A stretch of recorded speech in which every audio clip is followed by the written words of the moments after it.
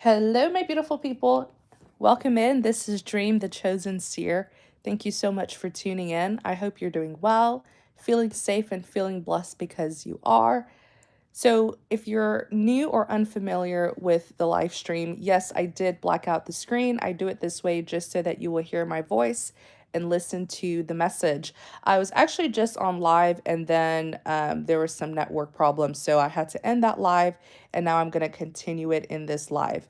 But let's just start over. I was talking to you guys about the risk of building a man, right? Do not build a man. And I used to hear the older women around me say this a lot, so much to the point where I would now see these like relationship gurus on social media saying the same thing. I had even talked about Shira 7, who is known for her hilarious, but there's truth. There's truth to the advice that she gives people. And you will hear wise, very wise and experienced women say, do not build a man. This is not build a bear. This is not build a bear. Do not build a man. Because what happens is you think you are doing something good for him, but ultimately, his response will not be good for you. Do not think that because you are doing something good for a man, that will influence him to commit to you. Oh my gosh, no. Don't think that. I'm telling you, it's like you're going to feel played, you're going to feel robbed. Because if you do too much for a man where it makes him lazy. I'm not saying that you shouldn't do something good for a man. That's not what I'm saying. Let me clarify. I'm not saying that you shouldn't do good things for a man who is committed to you. That's not what I'm saying. But if you do too much good in a way that makes him lazy, where you're doing the work for him, like you are his provider, whether you're providing for him financially, whether you're providing for him even emotionally, where you're literally nurturing a grown man, you're setting yourself up for a failed relationship and you're going to feel used. And you're also going to feel robbed. Why do I say this? Because there comes a time where if you build a man and he is now in a good place in his life, he will start to resent you. He will start to resent you. And you're probably like, what? You're probably like, Dream, what are you talking about? Why would he resent me? Because, I've done so much for him. Shouldn't he appreciate that? That's not the psychology of men. He will resent you because he owes you. You did all that work for him in a way that almost emasculates him. Because understand that men, and this is just biology, evolution, science, this is just how men are made, built, wired, and created. Men are natural hunters. They hunt. They go out hunting and pursuing. Therefore, they are natural workers. They like to do the work. That's why some women who are too independent in their relationships, they end up being heartbroken because the man will feel like he's not needed. Even if you can do it yourself, let him feel wanted. Let him feel like he is of use. Don't just have him, just kind of there standing back and you're doing all the work by yourself. So then what's the point of a partnership then? People's relationship has failed because of that. Because the man feels like he's of no use. They are built to do. Men are just wired that way. They are made to do work, to do something. And so if you are dealing with a man who is lazy and useless and unproductive and has you providing for him, I promise you that man doesn't truly love you. Because I don't care how useless or lazy a man is, if he truly loves the woman, he will tap into his masculine energy and be a provider. He will sustain himself to help sustain you. He will provide for himself to help provide for you. He will work to be successful, to be able to spoil you and take care of you. I have seen men transform their whole life for a woman. I don't care how lazy or unproductive that man is. The moment he sees a woman, the moment he meets a woman who he loves, he will change his whole life for her. And it also goes back to if you're in a relationship dynamic where the guy is telling you, "Oh, he's just not ready. He's just not ready for a relationship." No, he just doesn't see you as the one. Because the moment he meets a woman who he believes is the one, you'll see that man propose to her within less than 6 months.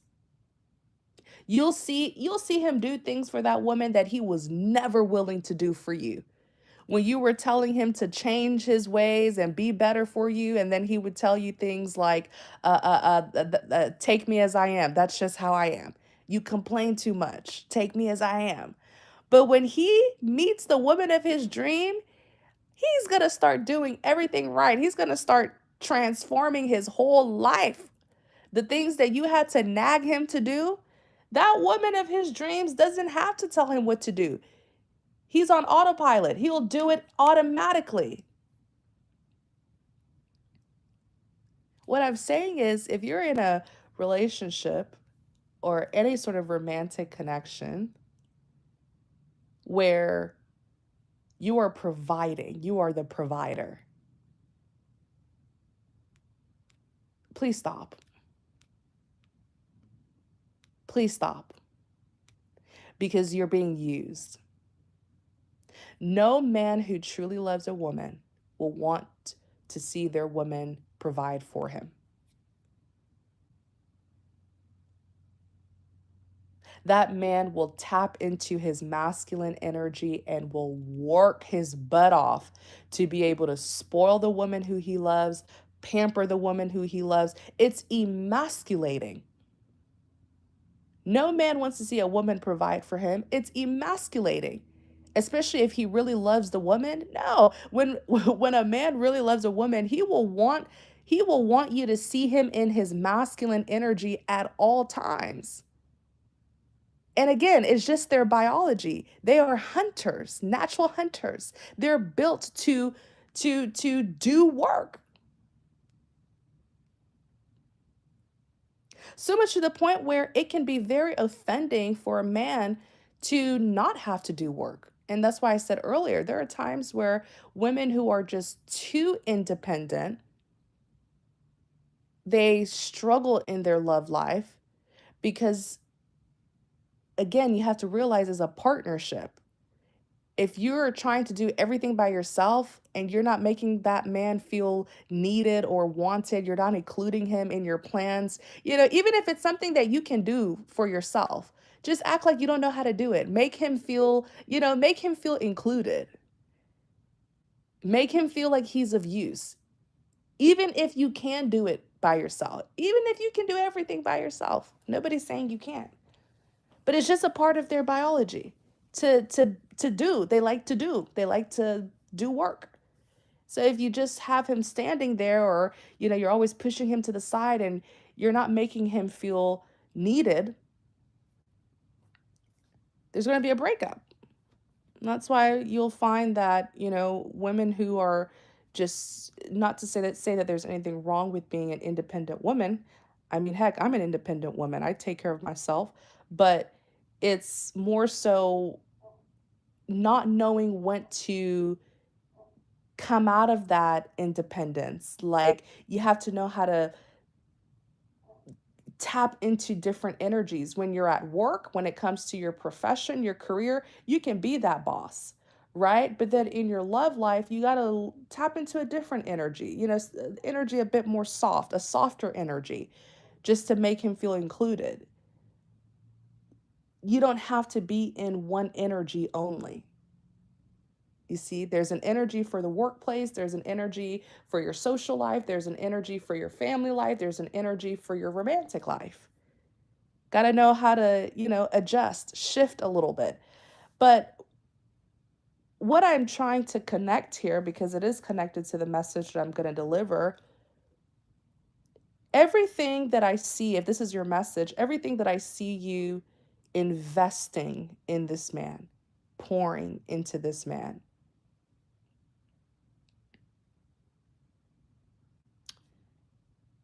it is being used for another woman. So the time that you've invested in this man, all the help and assistance that you've given this man, the nurture, the love, everything you've provided for this man, he's using it to build a life with another woman. Because what happens is if you build a man and you put him on a pedestal, you put him in a good place in his life, right? You've built him up. You've helped him so much that you've built him up and you've put him in a good place. He's going to resent you. Ultimately, he's going to resent you, despise you, as a matter of fact, because when he thinks about all that you did for him, it is emasculating. It's emasculating.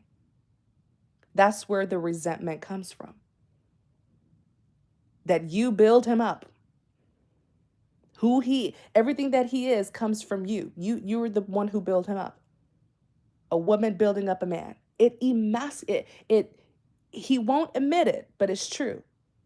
It'll make him feel emasculated. And it may even make him feel like he owes you something.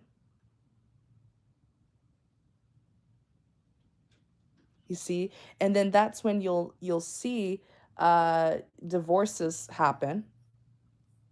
And then he's trying to, give you, like, what is it, alimony or something like that.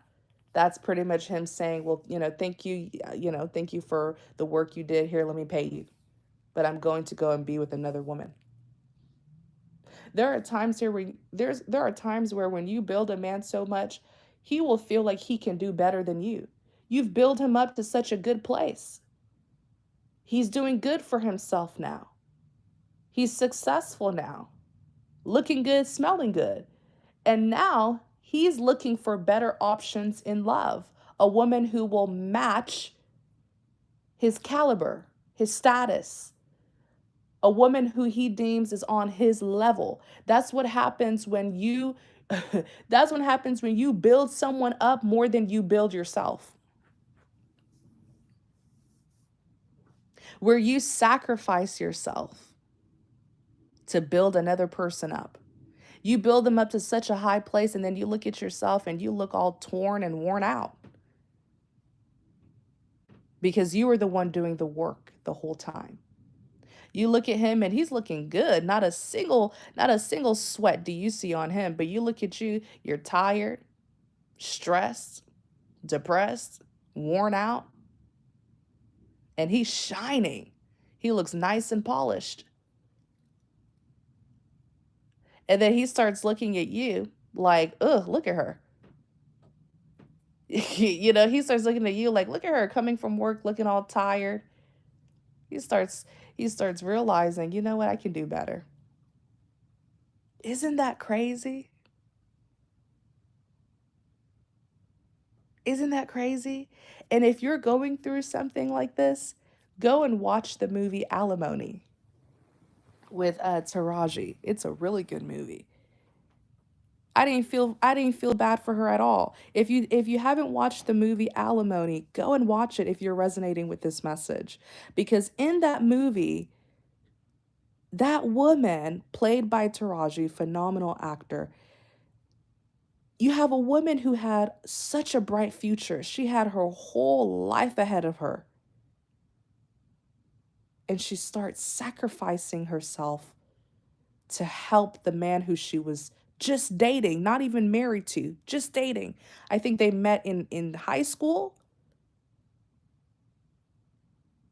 Sacrifices herself, builds him up to the point where he becomes so successful. And guess what happens? He ends up choosing somebody else, you know? And you can't be mad. You can't say, oh, you're doing this after all that I've done for you, after all that I've done for you. Who told you to do it? Who told you to do all of those things? You offered. People will only do what you allow. You offered. You offered yourself as a sacrifice. Self accountability. That's the only way we will learn. Everything you're giving to this man, he's using it to build another life, to build a life with another woman. As you are financially providing for him, he's saving up his money. Oh, his bank account looks good despite what he has told you. He's saving up his money for the time where he actually meets the woman of his dreams. And then he's going to use his money on her. But for now, you're his personal bank account. Even the nurture, the love that you're providing him, he's using that to build his self-esteem. The nurture, the love and care that you're giving him, it's healing him. It's building his self-esteem. It's boosting up his confidence. Then he's going to bounce back and start feeling like he's the man. And then he's going to go and find a woman who didn't see him suffer, a woman who didn't see him when he was down, a woman who met him when he was up, successful, glowing, shining, doing good. Men don't want you to remember them suffering. It's an ego bruise. They want you to meet them when they're doing well for themselves. That's why even if you look at the media, most successful men, those wealthy men, they leave the woman who they started out with. The woman who was there for them when they had nothing. The woman who was the most loyal to them, unconditionally loving. And then once they get to a high place of success, what do? They separate from her, they divorce her, then they go find a new woman. A woman who has no memory of him suffering, because that's what he likes. He wants a woman who will see him as successful always. Boosts his self-esteem, makes him feel like the man. It puts him in a masculine energy.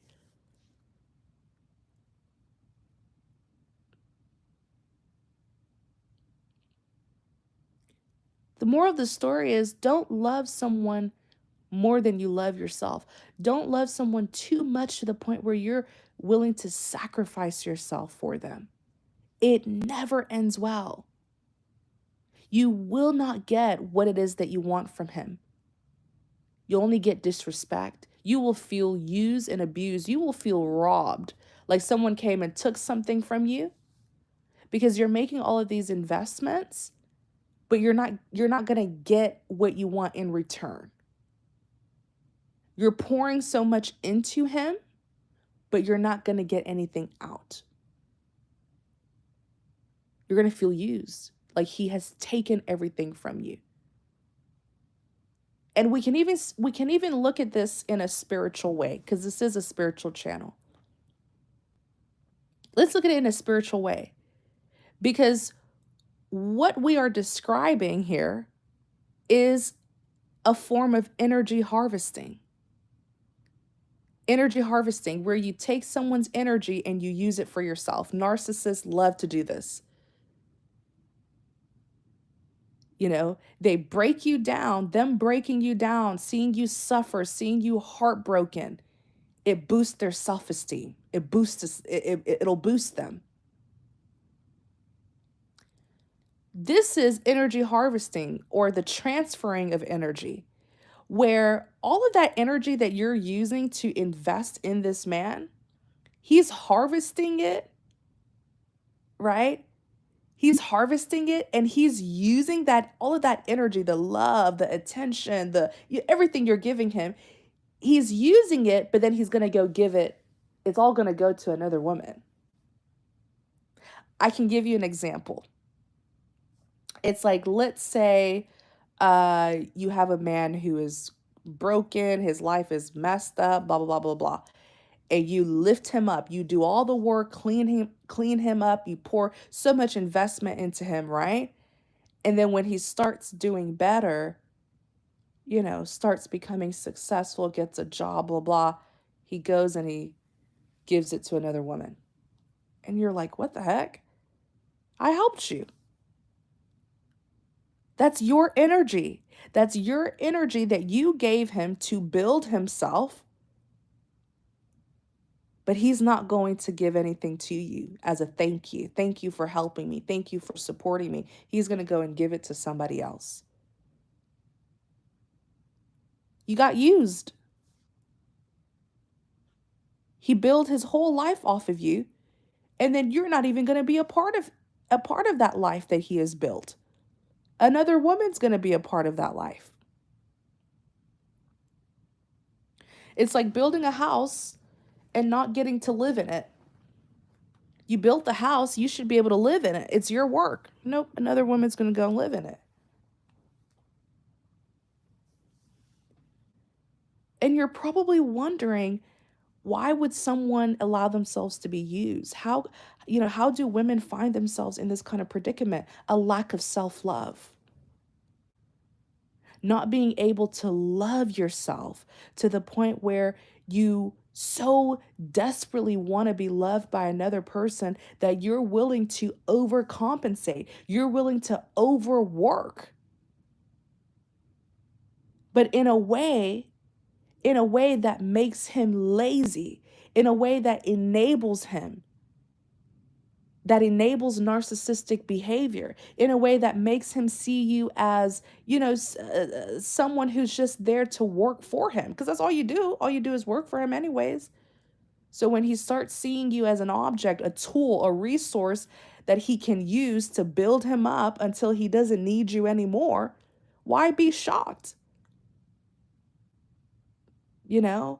That's how women find themselves in those kind of predicaments when they lack self-love. Whatever love you're wanting from him or someone, give it to yourself. Pour it into yourself. Start addressing those inner wounds, whether it comes from a childhood wound, whether it comes from your parents, whether it comes from trauma, past heartbreak. Address it. Bring it to the forefront. Heal from it so that you can start loving and nurturing yourself.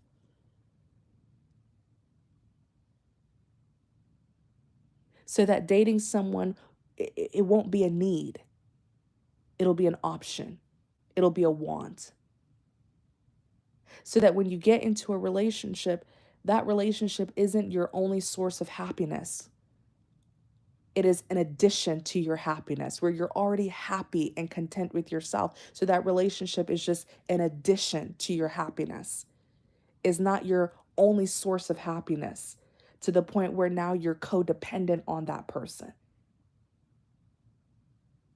You see, that's how women find themselves in those situations, a lack of self-love, where you're working overtime to just make someone happy, to make someone stay with you, make someone be with you.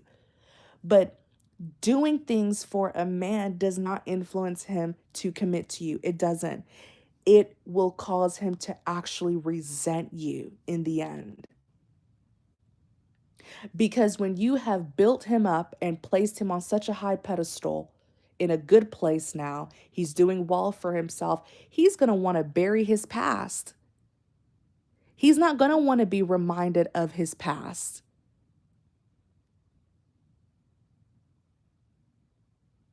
You've given him a new life. And so he wants only new people in that life, people who didn't see him suffer. He wants to bury his past. He's a new person now, and you are a reminder of his past when he would suffer, when he was struggling, when he was nothing, right?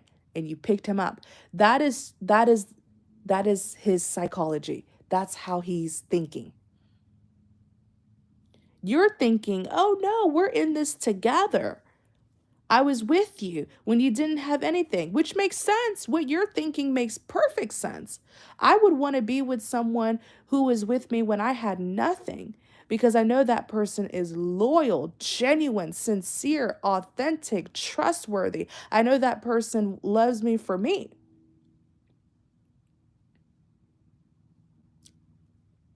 That's how a woman thinks. That's how a woman thinks. That's our biology. That is not how a man thinks. That's not his biology. It emasculates men when you build them up. It emasculates them. And they will want to bury that part of them that was emasculated. You see, be careful. I keep on seeing someone who is extremely devoted to a man. You've given everything to this man. But make sure that what you're giving him isn't being used by another woman.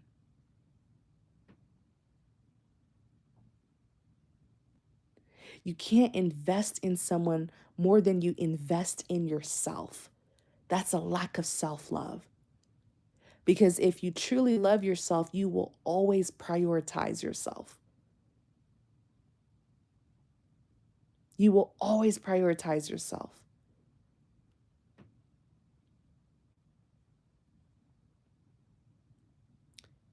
It's all about self-love at the end of the day. And if you don't love yourself, then how can you expect other people to love you? If you're always sacrificing yourself for someone, compromising yourself for someone, then why be shocked when they sacrifice you? You've already been doing it to yourself. Why be shocked when they are selfish towards you? You put them on such a high pedestal, you have enabled them to believe that your whole world revolves around them. You've done so much for them in a way that compromises you to the point where you've made it clear to them that you'll do anything for them. So when they start mistreating you, when they start sacrificing you, why be shocked? You taught them that. You taught them. They're only doing to you what you do to yourself. They're only doing to you what you do to yourself. People know how to treat you based on how you treat yourself. People will watch you and how you treat yourself, and they'll treat you that way. If you're someone who doesn't practice boundaries in your own life, don't be surprised if someone oversteps your boundaries. If you're someone who doesn't prioritize yourself, don't be surprised if someone doesn't prioritize you. People learn to treat you based on how they see you treat yourself. Thank you guys so much for tuning in. That's the message. And I hope that you will receive this message with an open heart. I do not want to see you, whoever you are, I do not want to see you be taken advantage of. Thank you guys so very much. Take care, everyone. And if you are seeking spiritual guidance and insight on your love life, family matters, career, faith, all of those good things, you're welcome to visit my website. I put the link in the description box, and you can book a private session with me. Take care, everyone. Many blessings to you.